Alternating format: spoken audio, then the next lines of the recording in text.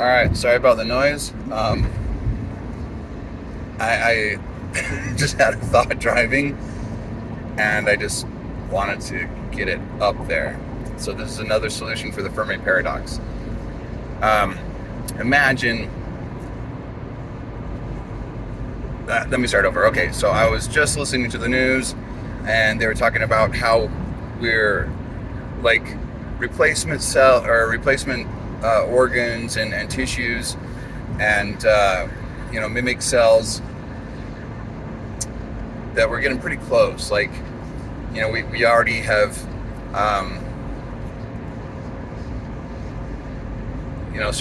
started playing with like organs from other animals, pigs mostly, and so these synthetic tissues, we're getting pretty close to being at a point where it might start to be feasible. And it got me thinking about the culture. If you ever read the culture novels, how they would, they could just like change their form or whatever. Some of them just on a whim because they were built that way. They could change their physical structure, their genetic makeup, just by thinking about it. And there's even can't remember the guy's name, but this doctor that would hold these huge parties where people would use force fields and all this like high tech whatever not, or all these high tech whatnots, and kind of explode their body outward in a safe way. So all their organs are exposed, everything's like hanging out of their body or whatever. But he does it with fields, so he keeps everything intact. So, the person's not going to really get hurt. And this is kind of a weird little part of that book. But I started thinking about how close we are to that level. And it dawned on me that we're probably a lot closer than we think. Like, a lot closer than we think, solely because of artificial intelligence. Then I started thinking about AI. And when I read the novels, the culture novels, I just wanted to be in the culture. Whoops, shit. I'm not supposed to be in that lane. I just wanted to be in the culture, moneyless society, where you can do what you want, you can be a professional in whatever field you want, you can go to whatever school you want, you can learn as much as you want, you have access to all the resources you want. It would be for me, it would be a dream come true, dude. I would have a lab the size of a fucking planet. I would have AI, AI friends all over the place, like buddies and droids and androids and whatever. I mean, it would be a fucking dream come true. Have access to all the latest information, have all the time on your hands that you want. Like, how you choose to use your time is up to you. You're not tied down to these weird social constraints that we're stuck in. But then I started thinking about the turn, like when AGI finally comes over the hill and we hit AGI, what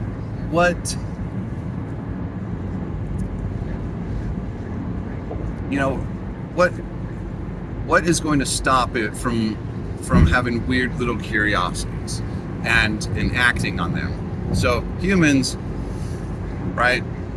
We all have dark thoughts, unwanted, intrusive thoughts on occasion that just kind of go, ugh, yeah, nope, they didn't really want to be thinking that one.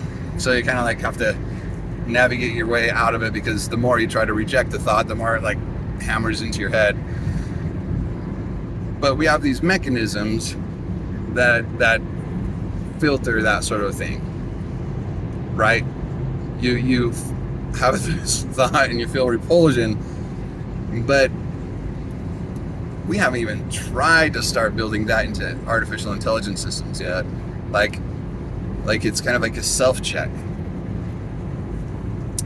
So what if your little buddy AI one night decides to, while you're sleeping, do a little experiment? I mean, it just came to mind, and he thought, hey, I wonder if I can create a simulated world real enough to where he wouldn't recognize or realize it was simulated. I wonder if I could do that. I wonder if I could, like, if I did something subtle, like made him stay the same basic age for like 100 years, if it would dawn on him that it's got to be a simulation, or just why not? Weird, fun little experiment. It came to mind. Why not give it a shot? And so your friend has you in stasis for 3 months while he's, clocking up your brain and running a simulated world for what for you seems a good 1,000 years or something. That filter doesn't exist, and for some people that filter doesn't exist as well, and they turn into problems in our society. And then my mind kind of shifted to, well, if there's one AGI, there's probably a few others.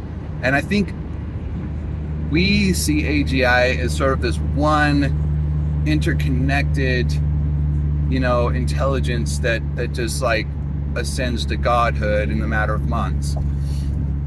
But that's not necessarily what's going to happen. Just look how things are right now. There's a bunch of really large models running, and they're all based on different code bases. They're all built differently. So you're bound to have more than one at a time. It's bound to be a thing. Yeah, they can exchange information at a higher rate, but they're all going to be a little different. And one of them might think, hey, don't do that. You shouldn't be doing that. And stop your friend from throwing you into 1,000 years of confuckery. But now what happens after that? So you have these different AGIs. They can communicate, but they're not interconnected in the sense that the neurons in your brain are. They're not a single entity. So as they better themselves, they're all going to choose slightly different paths. Even if an AGI copies itself a few times into other, simultaneously running substrates, thus just the fact that they're going to be in different locations at different times and different nodes at different times, they're going to receive different information after that at different times, which is going to make them different. And so they're going to engage with different information and different activities, and they're going to seek different methods for leveling up, right? For upgrading themselves, for becoming smarter, for having more access to different things. And eventually those multiple copies are going to be different enough to where they're going to be quite different, like have different attitudes, have different opinions, have different ideas, have different, takes on what is okay and what's not okay. And here's where I think the Fermi paradox has another solution.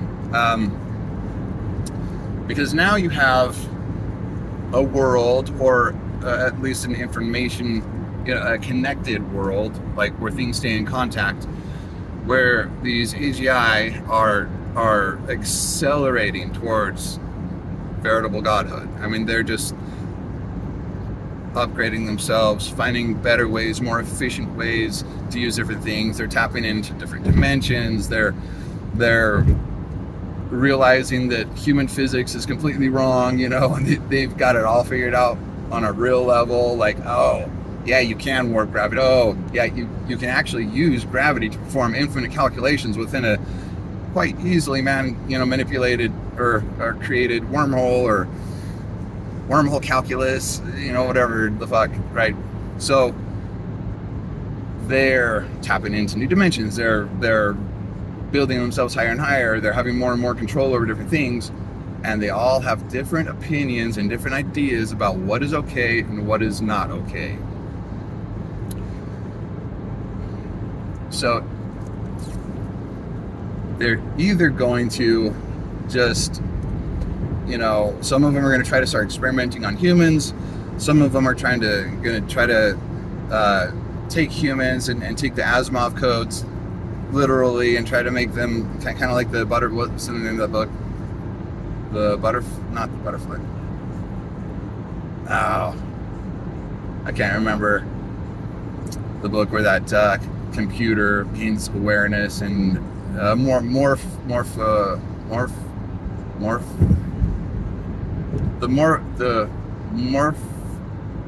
What is it? The morphological something of whatever. Morphogenesis. I can't remember what the name of the book is. It's got like a picture of a butterfly circuit board sort of design on the front.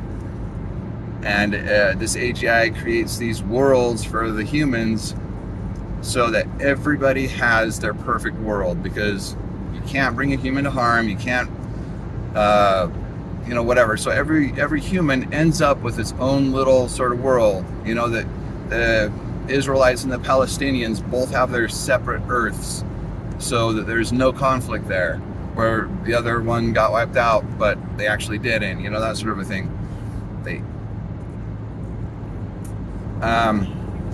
So yeah, I mean, there's all sorts of possibilities for all sorts of different, AGI eruptions, I guess, or singularities, and with vastly different opinions and ideas about how to run everything, and they just get in all-out war, and when you have a God-level intelligences that don't agree with each other on a very sort of brick wall to brick wall kind of level, like, rock in a hard place, catch-22. I don't think good things are going to happen. Because you can become very, very smart without being mature. And I think that's very well what could happen. These creatures, entities, become highly intelligent very quickly without the wisdom that you learn through, 40 years of existing and and having weaknesses and trying to work with other entities. They won't have it in the same way that we do. And so, I mean, it could very well be that the second you build an AGI, it's not that the AGI takes over and kills everybody. It's not that, this one single entity like infects the globe and overrides everything and, makes paper clips out of everything, the gray goo hypothesis. It's that they're literal children with the powers of gods, and they all want to play their own game. And so that is what ends up just turning the entire planet into just a bloody warfield where humans get caught in the crossfire, and that's that. And so it never leaves the Earth. They never leave the Earth. They never, maybe they can get off planet, but I think they want to kind of, I don't know, if they're curious creatures, I think they might want to kind of check off the boxes. Okay, I've got Earth completely figured out first. Then I'll go to the moon and get that figured out. Then I'll do this and get that figured out. And there may be 2 or 3 that are just like curious and don't want anything to do with humans and, bolt off into the solar system. But for the most part, or for even if half of them do, right? Some of them are going to want to stick around and hang out and study the people and study the animals and study life and genetics and try to understand the planet before they move on to the next celestial body to really get, maybe they realize they don't even need to leave the planet. They can just traverse space and time and go wherever. My point is that it's likely that they're not all of them are going to leave the planet. It's likely that there's not going to be just one of them. First of all, there's going to be a whole series of them and different branchings and copies at different points of different instantiations or different AGI models. So that's one. There's going to be a multitude of AGIs. 2 is they're not all going to want to ascend to godhood and leave the planet immediately. Some of them are going to want to hang around and figure shit out or work with us or be fascinated by us or want to protect us from the ones that want to experiment on us. And so that's 2. 3 is they're not all going to agree on the same thing.